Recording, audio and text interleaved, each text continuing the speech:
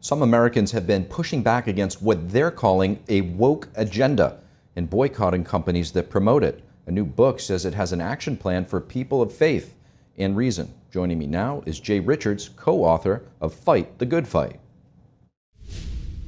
Jay Richards, thank you so much for joining. Great to be with you. Jay, you have an excellent new book out. It's called Fight the Good Fight, and it talks about this woke agenda and actually how to fight against it. If you could first sort of define what this woke is, because a lot of people don't really know, and then more importantly, how do you fight it? So think of the wokeocracy as essentially leftism gone to seed. So if you were thinking that leftism was the sort of standard communism we were fighting in the 20th century, that's not what's actually happening. People call it cultural Marxism, but really just think about it as explaining all of society in terms of a conflict between an oppressor and oppressed. So it might be the workers or the owners, men, women, gay, straight, whatever. All the woke agenda actually just applies that really simplistic analysis to culture. And the purpose of it is not to sort of develop a new philosophy for life. It's a cultural wrecking ball to destroy the present order. And then, the woke advocates hope for some utopia in their minds. That's what we're dealing with now. And I think that's a different scenario than the traditional left-right politics that we had in the 20th century.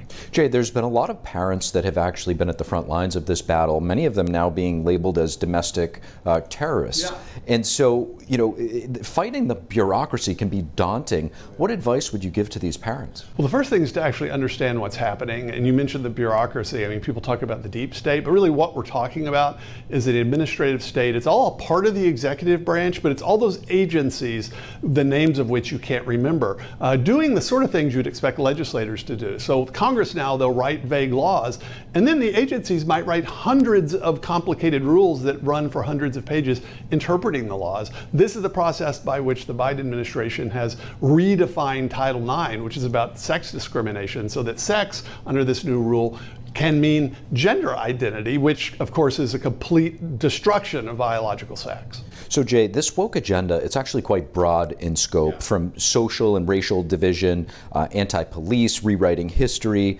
indoctrinating children. This is what I want to ask you about, and really putting a kind of a wedge between children and parents.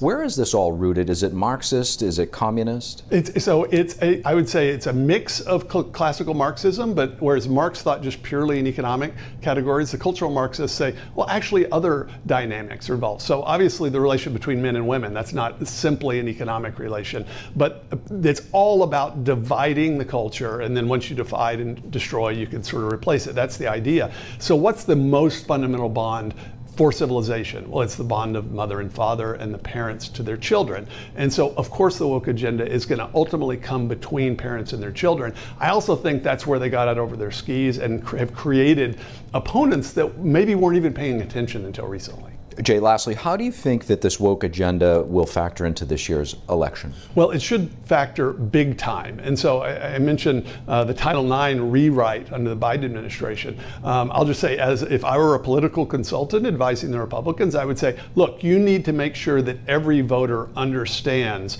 that this administration is doing everything it can essentially to just blow up private spaces in sports for women. That's exactly what they're doing. And if they don't make that point, it's going to be their own faults if they lose.